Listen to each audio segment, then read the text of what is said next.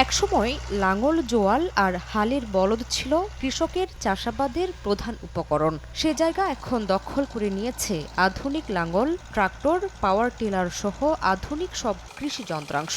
এমনকি ফসল ফলানোর জন্য জমি চাষ, বীজ বপন, নিড়ানি, সার দেয়া, কাটামাড়াই, ফসল ঝাড়া সবকিছু করা হচ্ছে প্রযুক্তির ছোঁয়ায়। বিদেশের যে মানদণ্ডে দেশীয় কৃষি যন্ত্রাংশ টেকসই ও সাশ্রয়ী। আধুনিক যন্ত্রাংশের ব্যবহারে খাদ্যে স্বয়ংসম্পূর্ণতা এসেছে।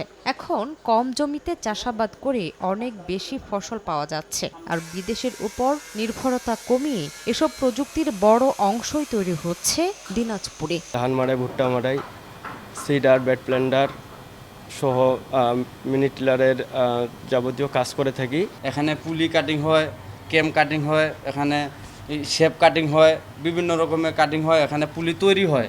শ্রমিক সংকট ও প্রাকৃতিক দুর্যোগ থেকে আধুনিক প্রযুক্তি কৃষিতে পরিবর্তন এনেছে বলছেন কৃষকরা। আর কৃষিতে উৎপাদন বাড়ছে, কমছে উৎপাদন ব্যয়। প্রযুক্তির ব্যবহারে ফসলের অপচয়ও কম হচ্ছে। 1 বিঘা মাটি হলে এখন 5,000-7,000 করে লাগাচ্ছে। আর এই যে মেশিন আসিয়া অনেক খরচা কম। আধা ঘন্টার মধ্যে মাড়াই করতে পারছি এখন। আর আগে 1 বিঘা মাটি ভুট্টায় মাড়াই করতে 2-3 দিন লাগতো আমাদের। কৃষি যে যান্ত্রিকরণের যে উদ্যোগ, সেটাকে সফল করার জন্য আমরা প্রক্রিয়া করব।